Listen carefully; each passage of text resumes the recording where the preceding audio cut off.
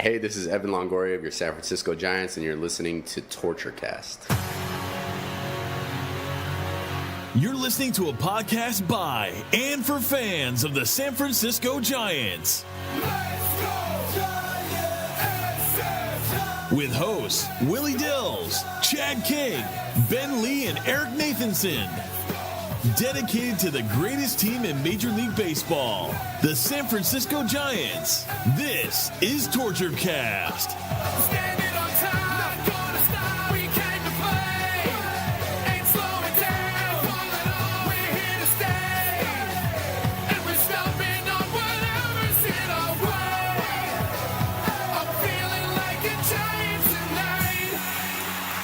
It's Monday, April 29th, 2019, and this is episode 163 of the TortureCast, the podcast by and for fans of the San Francisco Giants. I'm your host, Chad King, and joining me as always is Eric Nathanson. What's up, man? Oh, man, I had a great weekend. Can you believe how Endgame... I'm sorry, I think my mic cut out there. Damn. Sorry, folks. Oh, all right. It was a good weekend. Did you catch That was Endgame? well done. Thank you. I thought something really happened there. You got me. I was about to say, mic cut out. Static. Oh, that was excellently played.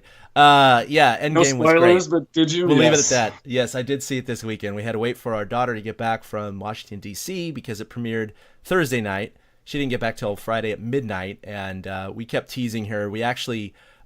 we're seeing other movies this week, and we took pictures of our son in front of the Endgame poster and sent it to her and said, "We're seeing it tonight." And she got so angry. She was texting us back going, "What? No, you can't. No." Oh, man, it was great. We totally trolled her. My daughter's 13. She is a massive Marvel fan. She's obsessed with Loki. She has his backpack with the horns and has posters in her room and just like goes down the rabbit hole of theories and everything. So, but we did see it on Saturday.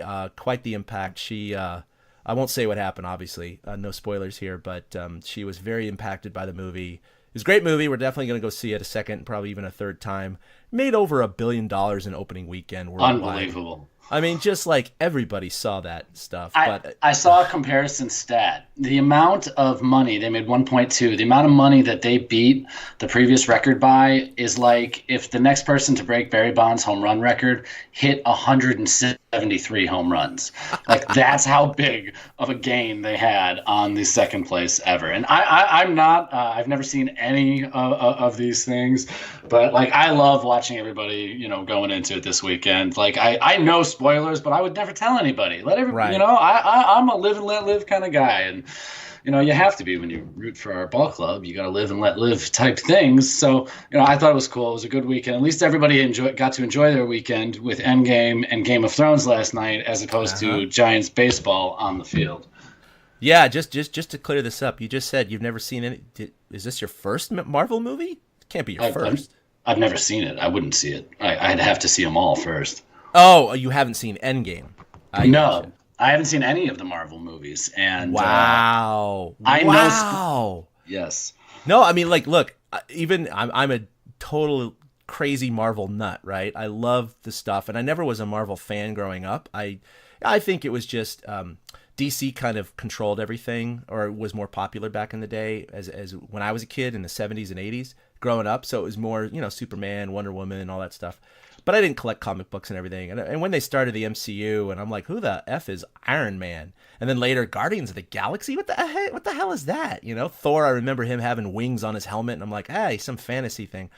And then getting into all now 22 movies has been completely turned me around. I'm a complete fan. I've seen every movie at least 3 times, except for Endgame, seen once. But it's a fantastic string of movies. I was just looking it up today. They've made over $7 billion in their 22 films, and just increasing. But sorry, this is not a Marvel fan podcast, but just interesting to hear. Yes, we both share an extreme common interest in a lot of things, including Giants baseball. And I didn't realize, I don't expect people to have seen all 22 movies, but for you to not have seen one, I've never seen an Iron Man. You are a rare person. I'm just gonna say that like even passing casual fans have seen an Iron Man or one Avengers movie, right? I mean, Right. come on. Well, you got a lot of catching up to do. Yeah, I mean, again, it's not that I like hate it or I deride anybody for doing it. It's just not something I ever sought out. And I'm not the kind of guy that flips through the television. I'm the kind of guy that like seeks what I'm watching on Hulu or Netflix or MLB TV. So I don't ever come across the old ones or anything like that. Yeah. You know, I say one day, but it may never happen. Game of Thrones, on the other hand, I'll be getting into as soon as the series ends. I want to binge that. Now that's worthy. My wife and I did catch up with the episode 2 and then the latest episode 3 last night back to back. Fantastic stuff. Only 3 episodes left, but you know, like I haven't seen a single Fast and Furious movie. That's not at the Marvel level, but it's still a big franchise. Never seen one of those, so you know, yeah, to each his own. But we're here to talk about Giants baseball, and maybe we should just continue to talk about Marvel because I don't know as we're talking about their performance, but it was a tough week, and it started off so well, Eric. In fact, last podcast we concluded literally saying if the Giants take both games in Toronto, they'll have a 500 road trip at 4-4. And that's exactly what they did. They went in, they pleased us fans, they pleased themselves. Whoa, that sounded weird.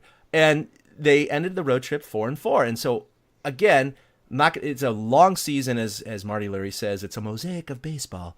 They're not going to, quote, turn the corner in April, but we thought, hey, maybe things are getting better. They're worse on the road. They went into Toronto and, you know, took care of business coming into home against a completely depleted New York Yankees team with 15 players on the injured list. No Stanton, no Judge, all these other players out there. We're thinking, okay, it's the AAA Quad A team of the Yankees. We got to take 2 out of 3 here. And, oh boy, things did not go well. No, and the Yankees, they still had Gary Sanchez and Gleyber Torres, which seemed to be enough. Especially Gary Sanchez on Saturday. It was, it just went to show what depth, the Giants got schooled this weekend, not just on the field in how to run a baseball team. They used to be the model franchise. They are no longer. As I'll give Grant over at The Athletic plenty of credit this week, he wrote about it, how the Giants need to aspire to be the Yankees, who, in essence, aspire to be the Dodgers, which is Farhan's old team, if that all makes sense. Yeah. But the Giants really got schooled this weekend on what kind of a team they need to start building, and it was just very frustrating and ugly baseball to watch because I loved those 2 games in Toronto. That was so much fun. Yeah, it was electric. Pilar's return, and then you had Pablo homering in back-to-back games, 4 home runs in one game for the first time in 3 seasons. Mm-hmm. The Giants looked like a real baseball team. I can't recall a time in recent memory where they looked like such a great team in one series and the complete opposite in the next one. And I don't know if I can give the Yankees full credit on that or if that's just what the Giants have, Yeah, it was frustrating because, again, the Toronto series was so great. And then they came in and just laid an egg, not only starting pitching-wise, but defense-wise. Their hitting wasn't atrocious against the Yankees. It wasn't astronomical, but they scored some runs against the Yankees. But again, every single game they got behind by a lot early. And with the Giants' lack of being able to score early or score at all, really put them in a deficit. And when you're down 4-0, 6-0, 8-0, I don't care who you're playing, you're going to have a tough time winning those games. And the Giants just completely dug themselves a hole all 3 games, and that was I think that was the nail in the coffin for them all 3 games. Yeah, and it's funny because they didn't sell out on Willie Mays bobblehead day on Saturday, and that's how you know fans. Yeah, that's how you know fans are frustrated. And against the Yankees, I mean, come on, Saturday Yankees, Willie Mays bobblehead, and you don't sell out. That's a big warning sign for Giants ownership. Yeah, and it wasn't even like they were against the Warriors and Sharks on Saturday. They were up against them on Friday and Sunday. So Saturday is the day that you figure everybody went to the ballpark. But it just didn't happen. Giants fans aren't coming out, and I don't totally blame them. It's a really tough watch what's on the field this right now. So you want to go through the week real quick and just kind of hit the high and low points? Yeah, go for it. Tuesday, going back to Tuesday in Toronto, Kevin Pillar got a wonderful ovation in his return. They had a very nice video tribute to him on the board. He doffed his cap, and then he hit an RBI, and they stopped cheering for him as much. Yeah, they're like, enemy. Yep. Shark was decent. He looked more like the guy who pitched against Colorado two starts before that.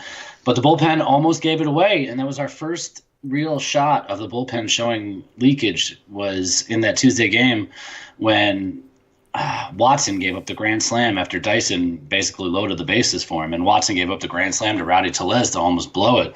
But thankfully Panda hit a late homer, which was the difference in the game. Yeah.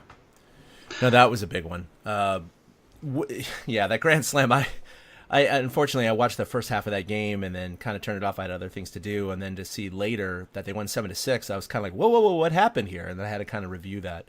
But hey, they held down. They needed the 7 runs and not a single one less. Wednesday was a much better game. Pomeranz, who we talked about last week, was just nibble. Definitely, as you put here, best start as a Giant so far. 6 innings, 2 hits, 5 strikeouts. They won 4-0, so it was a shutout. And Pablo homered again, back-to-back games. Yeah, that DH spot was really a place for runs over the 2 games in Toronto. It seemed to keep the lineup going really, really well, and I think it benefited them because when the Giants hit, it seems to get contagious. And I think in that 4-0 win, 4 different guys, Belt, Posey, Sandoval, and maybe Pilar all had single RBIs in that game. So it was one of those games where everybody kind of contributed. So everybody was feeling good, coming out of Toronto, 5-5 road trip, day off to rest up for this huge homestand against the Yankees and the Dodgers, where everybody gets to stroll down memory lane. And then on Friday, Bumgarner just couldn't find the strike zone in the first inning, and the Yankees had a great approach against him. They went up there swinging, and Bum attacks the strike zone early, and the Yankees put bat on ball to score 2 runs in the first. But lo and behold, the Giants did have a positive. They scored a first-inning run on a Buster Posey sacrifice fly. They avoided the MLB record. Yeah, exactly. In their 26th game in the year 2019, they finally scored a first-inning run. Yeah, but again, like you said, it was after the Yankees had scored 2 already, so it was kind of like, crap. It didn't help too much, but yeah, Bum was, he's struggling. He started off the season okay, not always vintage Bumgarner, but the last couple starts have been a little bit worrisome. He's now 1-4 in the year, not totally reflective of his performance. Obviously, the offense is responsible for some of that, but it was 5 2/3 innings, 11 hits. Career 11 high. hits, and like you said, they attacked him early. No walks. They weren't patient. They just attacked the strike zone. 5 earned runs, and his ERA is now sitting at 4.3 on the year. So just a bad start by Bum, and they were just buried early and couldn't come out of it. And from everything I've been reading about Bum, and we forget this every year, especially the last 2 years because of injuries. He generally does start slow. And I mean, I'm not going to panic about Bum just because there's no need to. Bum's, going to be what he is. But it is concerning that these right-handed hitters are squaring him up solidly and hitting a ton of balls to the pull side. So his cutter's not doing what it's supposed to, and he's just not fooling a lot of people. But like I said, his track record is to start off slow. So I figure Bumgarner will get it back on track. And I mean, he needs to. He needs to showcase what he's got in case they're going to trade him.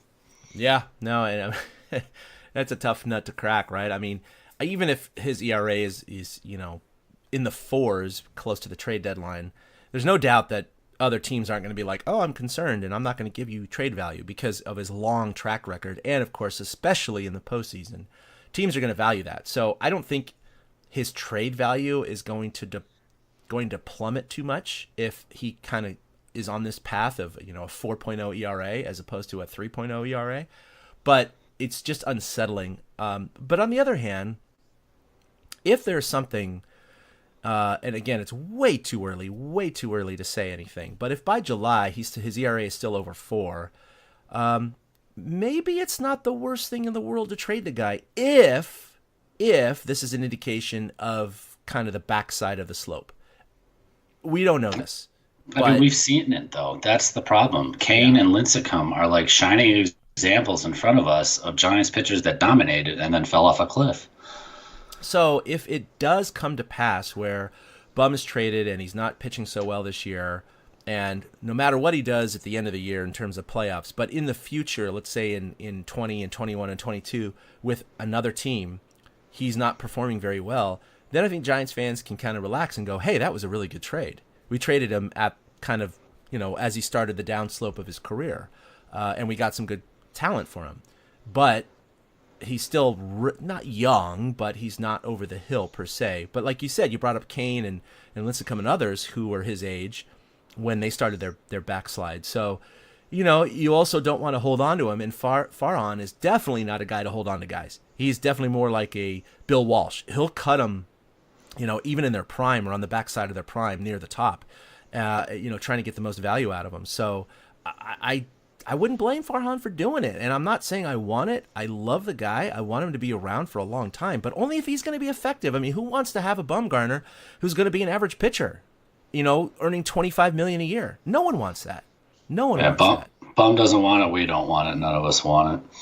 Yeah. And in that 7-3 game, the Giants on Friday night, the Bum, I mean, he still kept them close. It was only a 5-3 game until late when Melanson finally gave up a run this season by giving up a 2-run bomb to, I think it was Sanchez, might have been Torres. I don't remember who hit it. They hit so many home runs.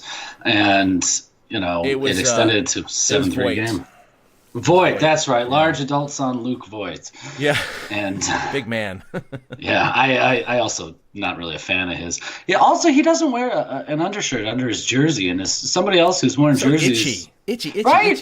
How do you do that? I could never do that. In all of my playing days, no matter if I was polyester, blend, whatever, I always had to have an undershirt. Always. From a kid to a few years ago. Absolutely. Once you sweat on it, it gets worse. But Yeah, that's like a sexy thing, like Jorge Posada with just dirt and bare hands with his massive mitts grabbing a bat. You're like, how do you do that?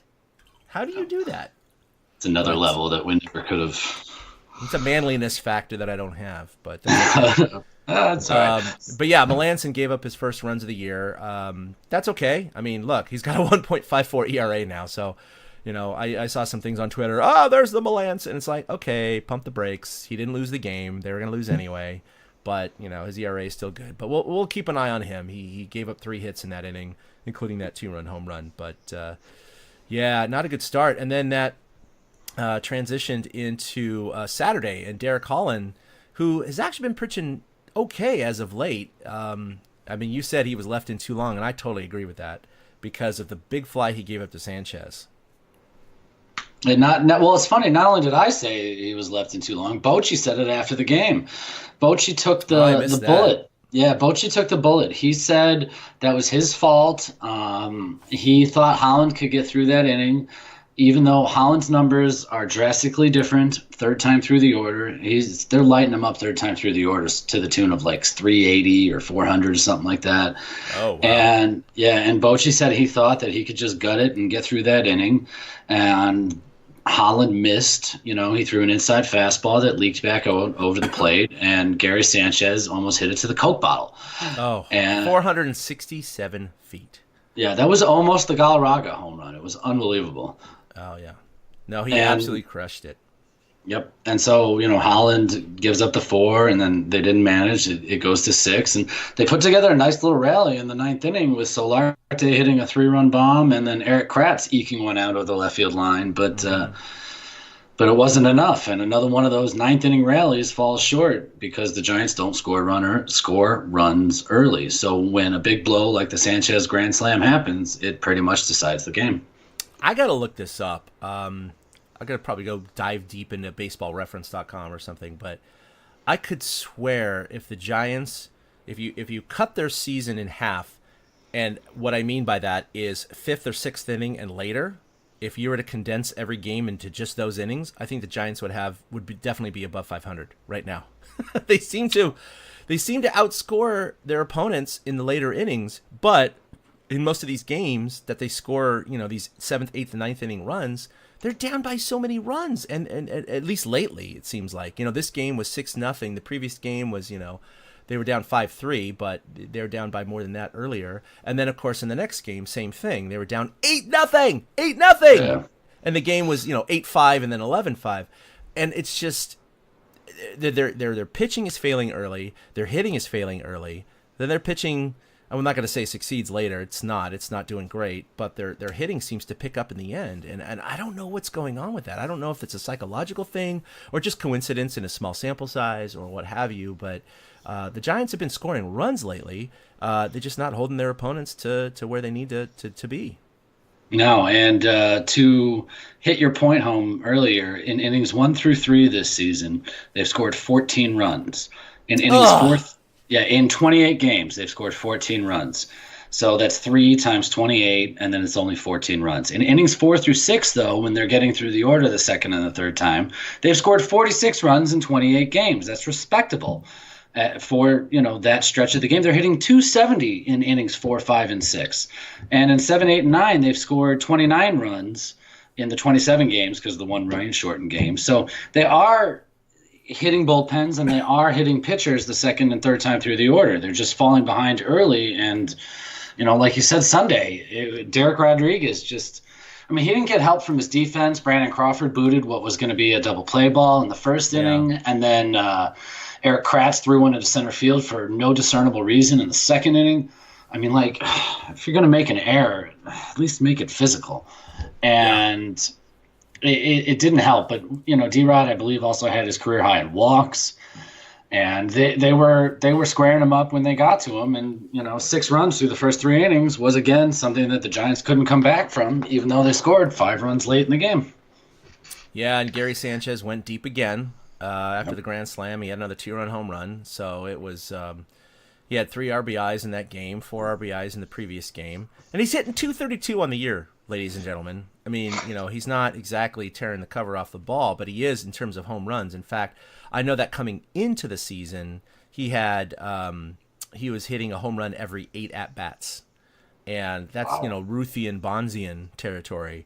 And then he hit 2 more in the series, so I'm sure his average is a little bit less than that now, maybe 7 point whatever. But so this is Gary Sanchez. He's always been a super high strikeout, low average, high power guy.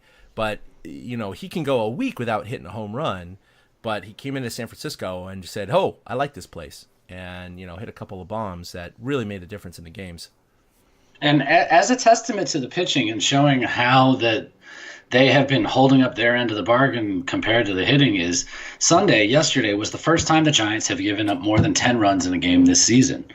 And they were one of 2 teams before yesterday that hadn't given up double-digit runs in a game, which is amazing, the Reds being the other one. On the flip side, the Giants still haven't scored more than 7 runs in a game this season. Yeah, and look at where the Reds and the Giants are. Yeah, exactly. Yeah. Well, they're one of 5 teams that have yet to score double digits in a game this season. And 3 of those teams, Colorado, San Diego, and San Francisco, are all in our division. Oh, that's interesting. I didn't know that. Okay. Yeah. Yeah. I'm sorry. It's now 14. Oh, no. And then Pittsburgh has never scored more than 7 runs. And Cleveland hasn't scored more than 8 runs in a game this season. That one shocked me. Yeah, that one's a little more shocking. Right, well, but it goes to show that the pitching's been keeping them in it, and the hitting has not been holding up their end of the bargain. No, the hitting has definitely not been holding up their end of the bargain, but they've been doing better. But conversely, the pitching has just gotten worse and worse and worse over the last 2 weeks. Overall, for the season, they're still okay. They're good. They're above average. They're 4th in the NL with a ERA of 3.65, but their hitting is still 29th in all of Major League Baseball at 210. 3.2 runs per game is second to last in the NL, just above Cincinnati. If their pitching was as good as it was in the first couple of weeks of the season, the Giants probably would have won 1, if not 2, of these games against the Yankees because they scored enough runs to, be down in that 2 to 3 runs per game that they've been giving up. But they just blew it early, not only from lack of focus or whatever you want to call it. Maybe it was aggression from the Yankees hitters, like you talked about with Bum. He didn't even walk one, but he gave up 11 hits in 5 and 2/3. But also the defense is, giving up those runs. And I see it. It's funny because I talk about it with my Little League team, right? So, for example, last week on Wednesday, we won, and we're not a very good team. We're 3-6 on the season now. But on Wednesday, we go out and we face a really good team. We beat them 6-2. And the kids are into it. it's like confidence breeds confidence. Success breeds confidence, right? Once the rally happens, once the shutdown inning happens, the kids are into it. Quick inning, they're not getting bored. These are 9 and 10-year-olds who like look at butterflies and look into space, that kind of thing. And they're into it. And then this weekend, we're playing another, good team, above 500, and we're winning 3-2 all the way into the 5th inning. And these are 9 and 10-year-olds pitching really well, playing really good defense, getting a couple clutch base hits, having good at bats.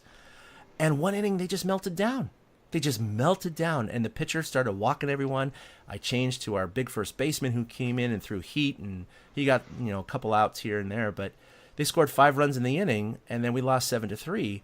But in that last inning, after they went down, they just checked out. They just check out. Whenever they are down, they check out.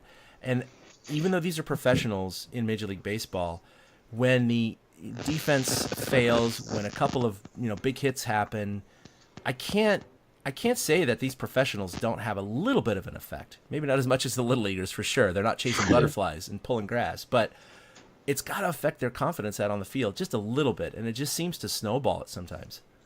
I mean, they are human after all. For as much as we crunch numbers and try to put everybody into a neat and tidy pile, they are human. And we've definitely, as Giants fans, seen the human aspect of the game take over. Yeah, for sure. Well, one thing, unfortunately, I was in Tahoe all last week. And then on Saturday, we had Endgame and a baseball game. And yesterday, I went fishing with my son to try and get some Boy Scouts badges done to earn his bear badge. So I have been just so unbelievably busy, and I'm still going to write the article. I was trying to do it before the weekend, but I wanted to at least talk about it. The last time the Yankees visited San Francisco was in June of 2007, and I was actually fortunate enough to attend one of those games. Not as press. This is long before TortureCast. Just bought a ticket, but I did attend. Let's see, I have it somewhere here. I did attend on June 24th. 2007, and I brought my nice digital SLR Canon camera, and I've been looking through these pictures over the last week, and I have just these amazing pictures. And at the time, I knew it was important. It's Roger Clemens versus Barry Bonds. It's Derek Jeter. It's these icons of baseball in the last 20 years, and I have these fucking amazing pictures that I'm definitely going to post on TortureCast and write a little bit about, but I just wanted to talk about it. The game I did go to was June 24th. It was a Sunday in 2007. The Giants won 7-2. Roger Clemens actually did not start the game. He came in relief and pitched to 5 batters. He ended up walking Barry Bonds, but I had just this great series of photographs of him, against, the ball in mid-flight, snapped perfectly in his delivery, Barry Bonds in his step, ready to hit. It's stuff that at the time I was like, oh, this is really neat. Now I look back at that and I'm like, God damn it, this is like Christian Mathewson against, Babe Ruth. It's Ty Cobb or something, yeah. Yeah, it's so cool that I have all this stuff, and, I was there. I just wanted to, read about the, kind of review the lineup that day. For the Yankees, here's the lineup. In order from first down: Melky Cabrera, of course, future Giant, Miguel Cairo, Derek Jeter, Alex Rodriguez, Hideki Matsui, Robinson Cano, Kevin Thompson, who was later replaced by Johnny Damon, Roger Clemens, Kyle Farnsworth, Will Neves. I never knew how to pronounce his name. Jorge Posada, Mike Mussina started the game. Luis Vizcaíno, Bobby Abreu. I mean, my God, that's like crazy. That's like so many players from my, not childhood, but, young adulthood, I guess you could say, that were playing for the Yankees back then. And for the Giants, it was Randy Wynn, Omar Vizquel, Ray Durham, Barry Bonds, Jack Tashner. Wow. Ryan Klesko, Nate Scherholtz, Pedro Feliz. Noah Lowry started that game and got the win. Jonathan Sanchez, Mark Sweeney.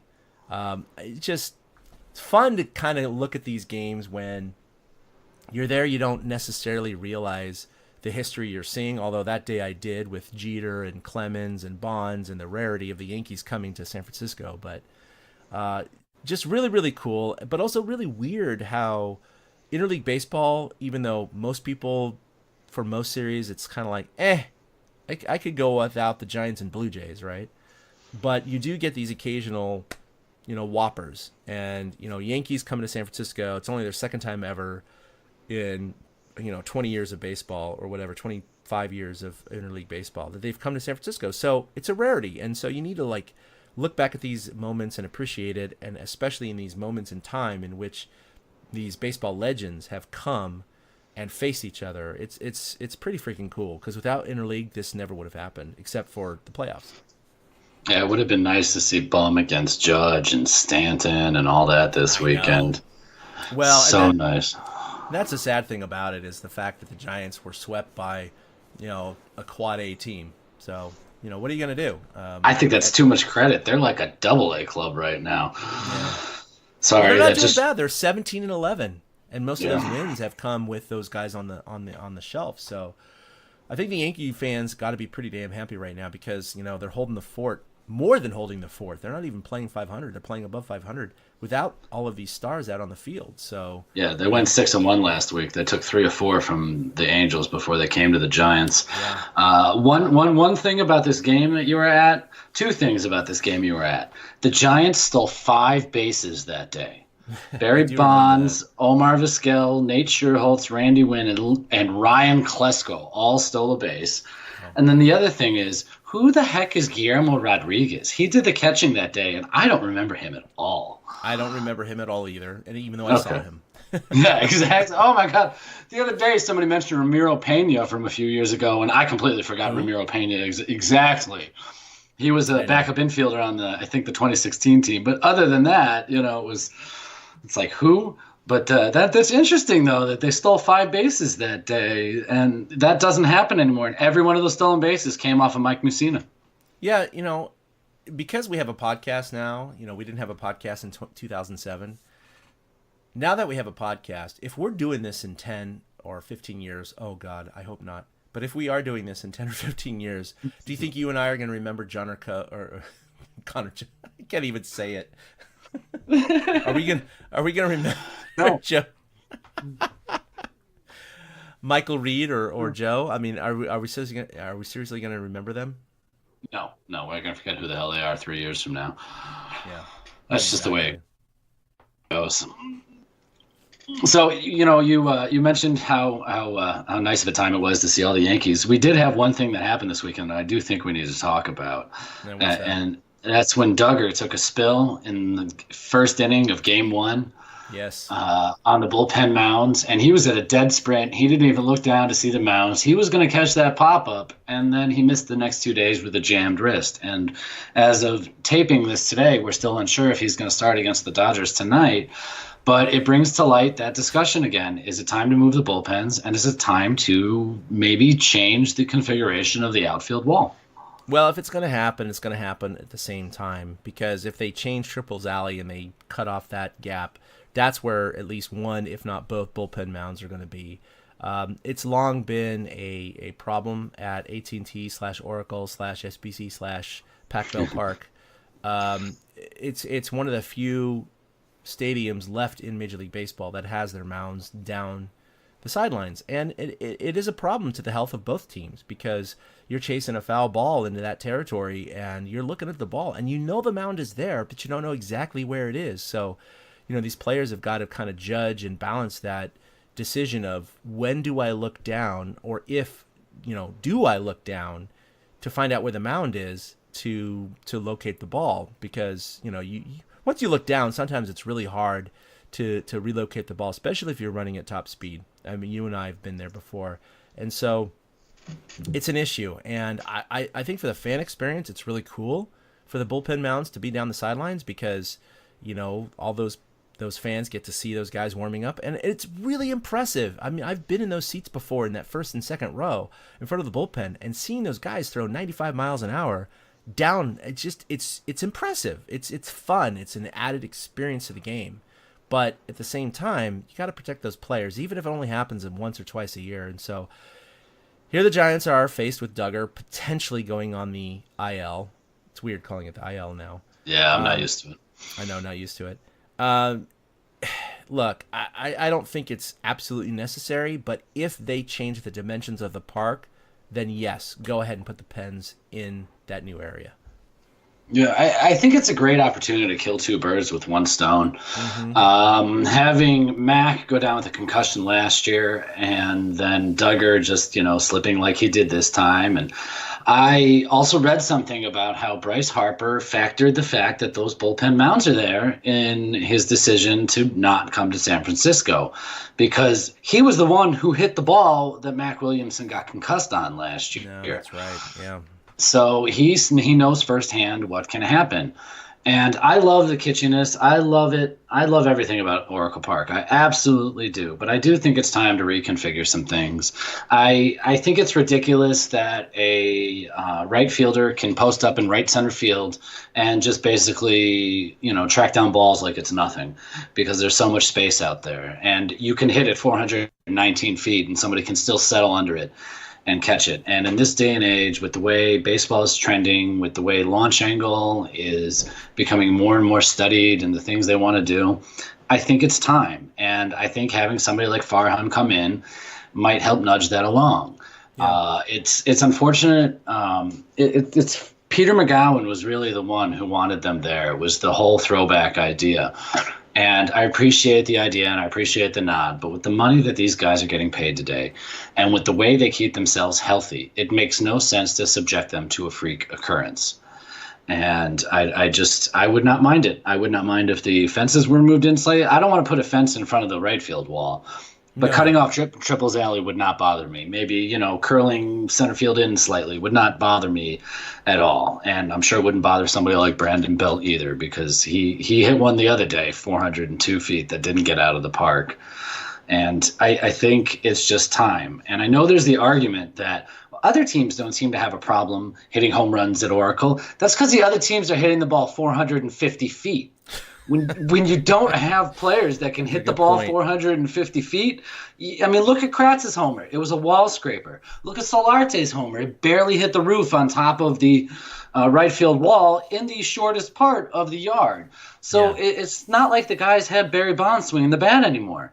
He made it look easy. And it's not the same anymore. And the Giants are getting hurt by it. They're getting hurt by free agents not wanting to come. They're getting hurt by their own players not being able to do things. And I get that it's fair for both teams, but the Giants play there 81 times a year. Nobody else does. So it will affect them more in the long run. So I think it's time, and I'm totally on board with it. Take the bullpens, put them in Triple's Alley, rename it Bullpen Alley, build a bar like right behind it so people can still watch the warm-ups and stuff like that, or get rid of the garden in center field and relocate the garden somewhere else if they want to do that, and put the bullpens out there. Just anything but what it is now. I'm tired of hazards being there. Even Wrigley Field moved their bullpens inside 3 years ago. And if they can do it at Wrigley Field, I think that us Giants fans can accept it being done at Oracle Park. Yeah, there's no doubt about it. I do think the Giants would benefit more than other teams in terms of Triple's Alley. Kevin Pillar hit one out there actually over the weekend. Yep. Same thing. That was going to be out in most parks. Look, I love Oracle Park. I love the idiosyncrasies and the character of the park. I really, really do. I do like the bullpens down the line, but not at the expense of Giants players. Like you said, they play half their games there. The other teams come in for 3 to 9 games, right? So they have a much less chance of getting hurt on those mounds. The Giants have a much increased chance of getting hurt on those mounds. So that's going to hurt your team overall. So I do think you can cut off Triple's Alley. You can configure those stands a little bit differently, cut out a little bit of the garden, put the pens in there, put a bar above, like you said. I think those are great ideas. You don't change left field. You don't change right field, right? Center field, whatever. As part of Triple's Alley, it could come in a couple of feet here or there to make it smoother, I guess, in the transition. That's fine. But here's the other thing you could do, though, and I know this would be a huge retrofit, so it's not easy. These are things that cost tens of millions, if not hundreds of millions of dollars. So it's not something that, the ownership is like, oh, that's chump change. Let's just do it. There's a real financial cost that they have to consider, and that's part of the equation. But there's ample foul territory where those bullpen mounds are. If you got rid of those bullpen mounds, you could hypothetically bring in the stands a little bit. Yep. So you could add more seats there, right, for the seats that you lose elsewhere. So, it still could make the game very exciting. Look at Wrigley Field, like you just said. My God, there's no foul territory down the deep lines, right? It's like a foot between the stands and the line. I'm not suggesting that, but what I'm saying is that you could bring in those stands a little bit and add probably a good 50 to 200 seats down each line if you got rid of the bullpen mounds. You decrease foul territory, sure, but you have all that extra space now. So there are definitely changes they could make. I don't see a huge issue with it. And you look at teams like parks like Comerica Park when they opened for the Tigers. Do you remember where their left field fence was? Oh, yeah. It's the back of the bullpen area now. And they changed that within like 3 or 4 years of the opening of the park because that was their Death Valley. That was their Triples Alley because it was a very, very deep left field. And they moved that in like by freaking 20, 25 feet. It was significant enough to put in the bullpen mounds there. So now it's funny because every time I see highlights on SportsCenter or MLB Network and I see a guy hitting a fly ball that goes over the fence into the bullpen area, hey, it's a home run. But 10 years ago, it was an out. Right. And that's the way it is. I was going to say there's two other parks that are also Citi Field it's been open 11 years and they've already moved the fences 3 times. Three times? 3 times. Oh, my God. Yeah, and Petco. Even Petco. Yeah, Petco's moved. Yep. Moved their fences in and they built up that nice little bar patio area that they've got to extend it and things like that. So it's not unprecedented. It's just not what we're used to.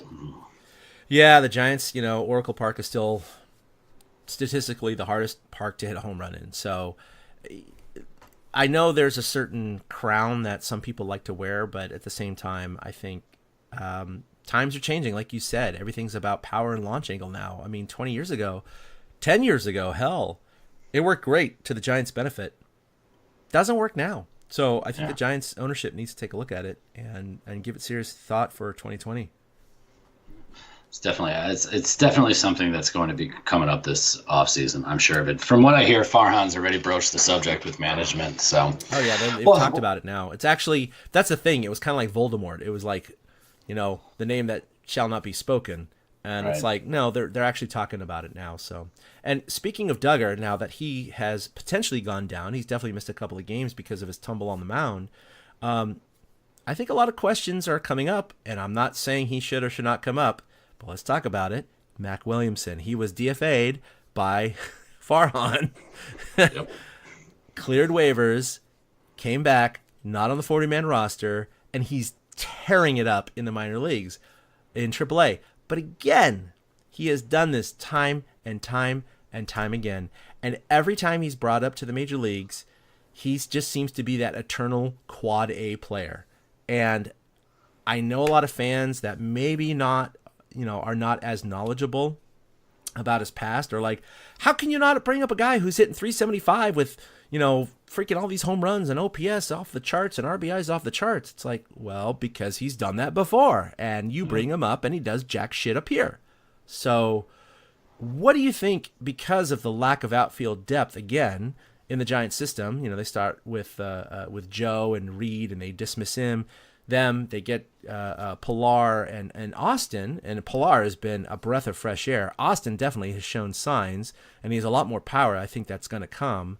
But with potentially an injury to Duggar and the depth question, I mean, is this something the Giants should explore? And is there anyone on the 40-man roster that you think is expendable? Okay, I'm looking at I have 3 thoughts on this. I'm looking at the 40-man, and it's really hard to find a candidate to be taken off the 40-man because there's a few names that jump out, like Melvin Adon, Sam Coonrod, and Williams Jerez as people we've never heard of and who knows. But they're all young guys, and they're on the 40-man for a reason so that the Giants can hold on to them. My next thought is Mac showed signs of brilliance last year, but he only played 5 games before that concussion happened. It wasn't like it was a month of sustained hitting. So it was one of those things where, okay, maybe, and then he just never got the chance. And then my third thought is you said it. Farhan DFA'd him at the end of spring training, which means 29 other teams had the chance to get Mac Williamson for nothing, and none of them did it. Not a single team. Right. So that says something to me about how he's valued. And I advocated a month ago that I think Mac needs a change of scenery, and I kind of still stick by that. I think that he might be a depth piece to trade more so than somebody you could bring up. I mean, they're not going to take Chris Shaw off the 40-man. Austin Slater is like the only one off the top of my head that maybe they could take off the 40-man. But they're going to keep Shaw on the 40-man because they want to protect him as well. You know, they got Avellino, who's 24 years old and is a middle infielder down there waiting to come up. I guess Ryder Jones, but again, he's only 24 years old. So the Giants, Mac Williamson's 28, and the Giants are not going to waste a roster spot if they don't see him as having a future with the ball club. And I think that's going to be the most telling part of it. And I think the reason Bochy even brought it up yesterday was because he was asked about it. I don't think he did it unprompted. So while we're all paying attention to that and he's getting his reports, I don't see if there's any real, who you can take off the 40-man at this time, barring some sort of trade of a relief pitcher or something like that. Yeah, and I think that's a big point right there, because Farhan has obviously been pulling the trigger a lot with trades. And I think him and his analytical sense and background in his team know that Mac, if he were to be called up, definitely could be a flash in the pan. Again, he could come up in the first week and hit 3 bombs, and everyone goes, oh, see, you should have done that. But over the long haul, he's not going to be what people want him to be. And I think he would rather go in the direction of a trade to upgrade, because he's already proven that. He's already gotten the Reed and the Joe, and that didn't work out. That turned into Pilar and Austin, who clearly were upgrades over those two guys. And so I think he's going to look in that direction. He's not going to be looking in the direction of, oh, Mac Williamson, let's call him up for the 19,000th time to hit 220 in the major leagues. I mean, it's just not going to happen. So maybe with the old ownership, they would clear a spot right now. Well, they wouldn't have DFA'd him in the first place, but if they did, right, they would make that spot right now. So everyone, what I think Eric and I are trying to say is Mac Williamson can have limited success in the major leagues. He's not going to change the season. He's not in the future plans of the San Francisco Giants. And granted, he could be traded, or if he's DFA'd again and he's picked up by another team, he could succeed for a small amount of time with another team. But he's not the answer. He's not the answer. And I think people who look at the stats in the minor leagues for the last, 10 games? I mean, come on, guys. This is not a large sample size. I mean, he just excels in the PCL. He does not excel in the major leagues. Yeah, and on one broader point on this before we move on to who's hot and who's not, if the Giants keep doing what they've always done, they're not going to get anywhere. The whole point in having new president, new general manager, when they hire one come in, is to change things. Because if they keep doing what they've always done and getting these crappy results, then there's no progress. And the Giants are not showing progress just yet. So things do need to change. And by calling Mac up, you're just recycling the same old, same old. Whereas I hope Tyler Austin can get more at-bats maybe in left field, because I can't stand to watch Brandon Belt play left field anymore. He is a first baseman. Right, he's a first baseman playing left field. But Austin has shown some plate discipline. He has shown a knack for hitting the ball hard and getting on base. So, I'd like to see him get more playing time. But as a general whole, the Giants need to do things differently. And they can't just keep falling back on calling Mac up and doing the same types of things. Yeah. So things need to change, and the Giants are in that direction. I am so on board with Farhan shaking things up. I have a list of moves I'd love to see made that we're not going to go into now, because some of them would absolutely decimate the fan base. But some scary things might be coming, and it's because the Giants need to change. It's not 2010 anymore. No, it's not. We got to move on, guys. I mean, we love this team. That's why we're still doing this podcast, but we have to see reality, and we can't just keep living in the past. And Mac Williamson is not a future MVP. Sorry. It's just he's not. No matter how well he does in the PCL, it's just not going to happen. All right, All so right. let's head over to I was gonna say let's head over to who's hot and who's not. I'll start off with who's hot. Buster Posey is starting to turn it around. We touched on it last week after he hit that 3-run home run in Pittsburgh. But over the past week, he went 5 for 15, hit 2 doubles, drove in 3 runs, and he's raised his batting average from 210 before that Pittsburgh game last Sunday all the way up to 247, which is impressive. And his swing is definitely coming around. He's squaring balls up. He's pulling it. He's shooting the opposite field. Posey's looking more and more like Posey again. Yeah, no, that is really, really crucial for the Giants. I mean, at this point, Posey is their captain. He's a perennial 300, 290 hitter, so I think he's going to get there. I think, this is, again, the recovery from his hip surgery. I do hope the power hit numbers come. We talked last week. I was hoping if he doesn't hit at least 10 home runs this year, that's a huge question mark, even though he's kind of transitioning and still building up to his power numbers. But, he only has that 1 home run, so he's got a long way to go. Belt also was 5 for 16. That's a 313 average with 2 doubles and a home run this week. So he's contributing, even though his aforementioned left field antics weren't exactly fantastic. And then, you definitely highlighted this on Twitter and Facebook this week, but Pablo, and a lot of the fans have been saying this too. 2 homers in Toronto, 5 for 16 this week, 313. Longo has not been so good lately. In fact, he's kind of on our who's not list quite a bit. He's 2 for 16 this past week. So Pablo's been doing pretty damn well, and he had a chance to showcase his talent in the DH in Toronto, but he might be begging for a few more starts here or there against Longo. I mean, I don't know what you think about that. I personally, I think Pablo is exactly where he needs to be. I fear giving him any sort of regular playing time will expose him to falling into the same bad habits that cause his plunge at times. Sure. And frankly, I love the guy, and Bruce Bochy loves the guy. But if Pablo keeps shining in the role that he's in, I don't see any reason why an American League team that's in contention and might need a designated hitter wouldn't go and snag Pablo up. He's cheap. The Red Sox are footing the bill for him.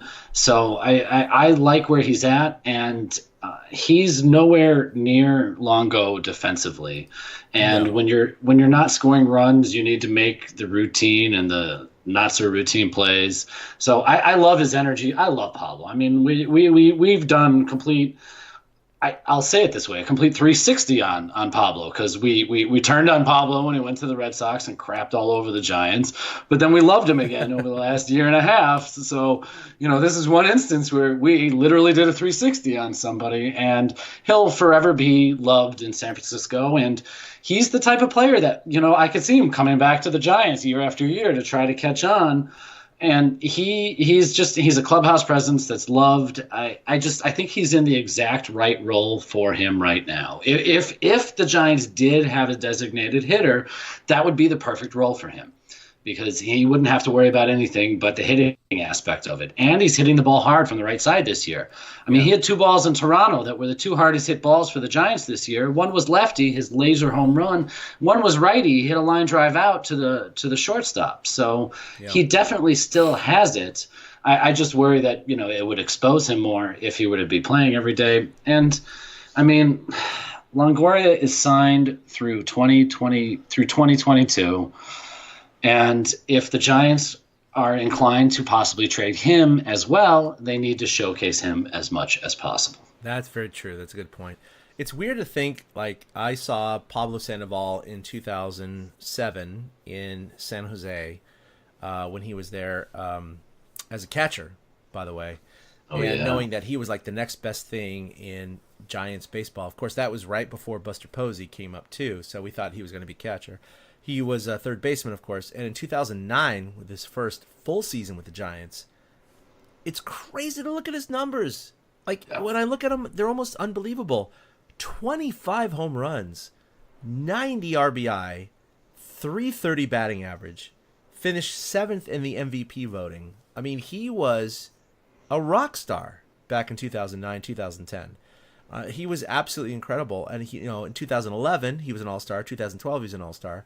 He hit 23 home runs, 70 RBIs, still hit, 315, 283 the following year. So this is the guy that we know, in the past, but this is in the long past, right? So now he's heavy still, but also aged. So maybe his frame can't support it, whatever. But he's still hitting 295 this year with 2 bombs, 6 RBI. But this is all in just 44 at-bats. So again, small sample size, but we love this guy. We want him to succeed. He's one of Bruce Bochy's favorites, but he's 32 years old.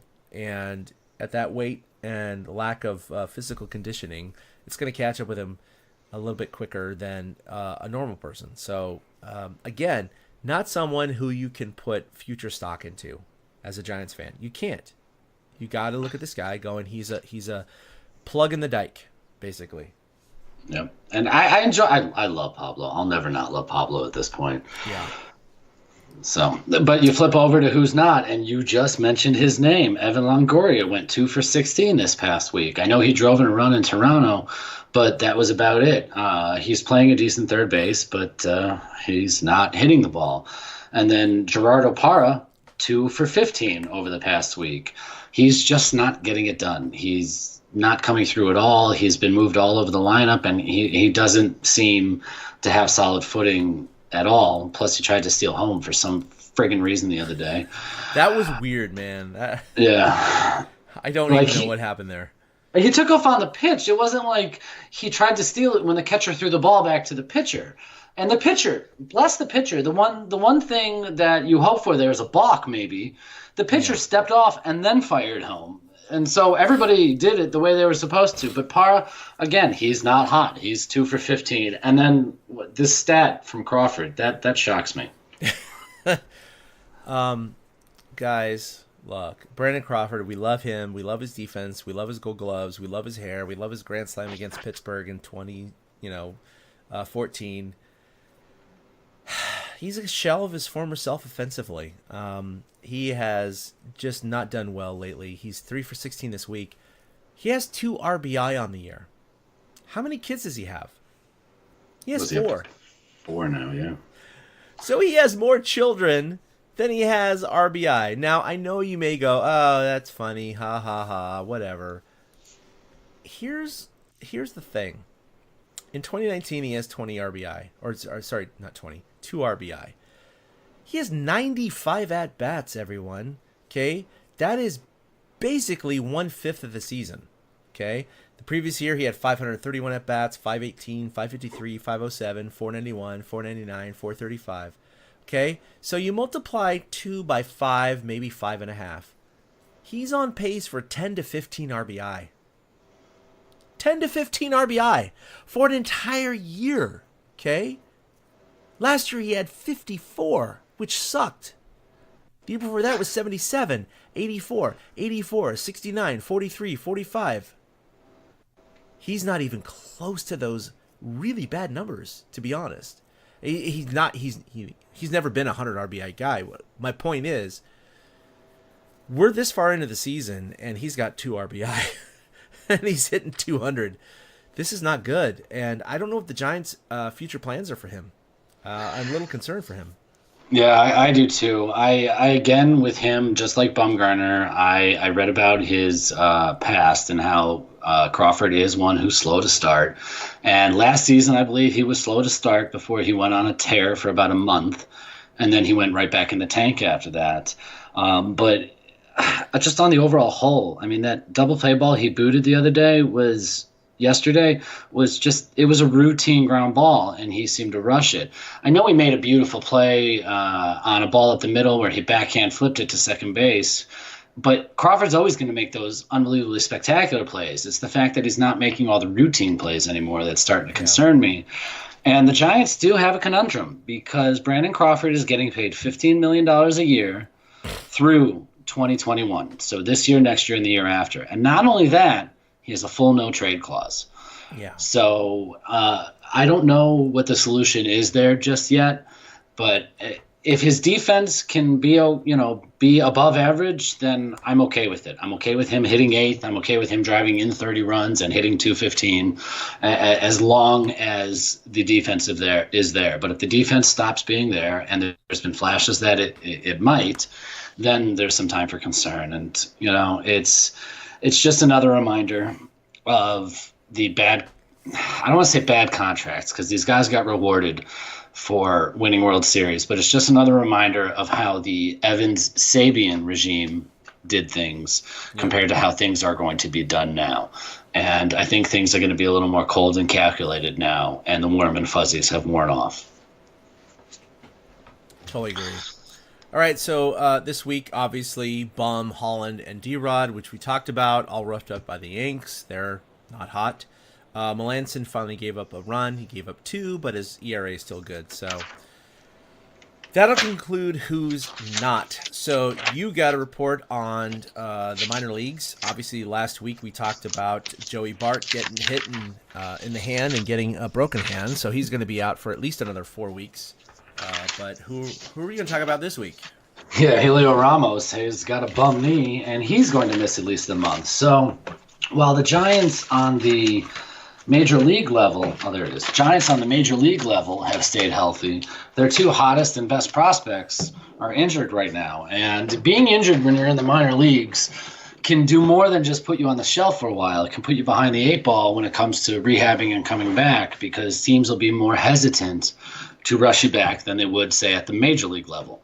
So it's going to give Ramos some time to get back, and it's just unfortunate. There's still some bright spots. I saw Jalen Miller is doing pretty well. I don't have his stats in front of me, but he's doing pretty well in AA thus far. But it just sucks that, again, Helio Ramos, so the top 2 prospects of the Giants are now injured. Everybody in the big league club's healthy, but their top 2 prospects are injured. So it's kind of some weird little karma that they're running into right now. All right, so let's talk about this week in Giants history. We got some stuff here. Excuse me. We're going to skip Guess That Giant for this week. It is on hiatus. Tune in next week for our next episode of Guess That Giant. This week in Giants history, I will be looking back. I put the honorable mention here, but I think that's what I'm going to write about. In 1973, the Giants scored 6 runs with 2 outs in the bottom of the 9th inning to win a game against the Pittsburgh Pirates. It is statistically their biggest comeback in history. So this week, that happened on May 1st of 1973. So I'm going to look back on that with an honorable mention to the first game ever in franchise history back in 1883, when they weren't even called the Giants yet. They were still the New York. They were still the New York Gothams. I'll probably touch on that, but I'm going to explore their biggest comeback. And you know me, my Twitter handle is 2-out hits. I love the 2-out hits. So the fact that the Giants were able to score 6 runs with 2 outs to win a baseball game in the 9th inning is just phenomenal. So that's what I'll be looking back this week in Giants history. All right, so coming up, we have 3 at home against the Dodgers starting tonight. After the Yankee series, I'm a little concerned, but after that, they go on the road for 4 in Cincinnati. And what's really crazy about this is that Cincinnati has perennially been not a very good team. But when was the last time the Giants actually won in Cincinnati, Eric? May 3rd, 2016 is the last time that the Giants won a game in Cincinnati, which is mind-blowing because it is a hitter's park. And just to throw a couple numbers out, if you remember the last couple of years, it feels like they go there and then they just fall flat. Well, you're right, they do. Last year, they got swept in 3 games. The Giants didn't hit a single homer in Cincinnati, and he only had 6 extra base hits. 6 runs scored in 3 games. Ugh. Pathetic. 2017, also swept in 3 games in Cincinnati, but they managed 1 home run that year, 8 extra base hits, but only scored 5 runs.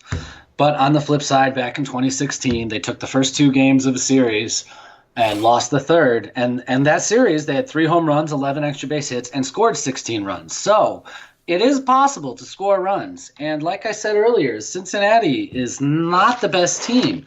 They haven't scored – I take it back. They've scored 14 runs in a game this year, but Cincinnati surprisingly hasn't let up more than 9 runs in a game this season. I don't think the Giants are necessarily going to do that, but Cincinnati's at the bottom of their division. They have not been playing to potential. So the Giants will have a chance to go on the road and do some damage in Hitters Park. Because let's face it, they're playing the best team in the National League the next 3 nights, the Los Angeles Dodgers. The Dodgers are good. They're good again. The one saving grace is there's no Kershaw. It's going to be Maeda tonight, Buehler tomorrow, and Ryu on Wednesday. So at least they get to miss Kershaw this time around. But then again, the Dodgers, they do get bum on Wednesday. Yeah, they do get bum on Wednesday. Here's my concern is that the Giants have lost 7 straight games in Cincinnati over the last 2+ years. Right. And Cincinnati has not been a good team the last 2 years. So we'll see what happens.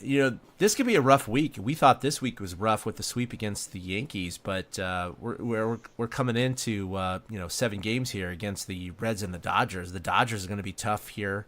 The Giants play at home, even though we don't have Kershaw, but the Giants have perennially been not so great against the Dodgers all the time.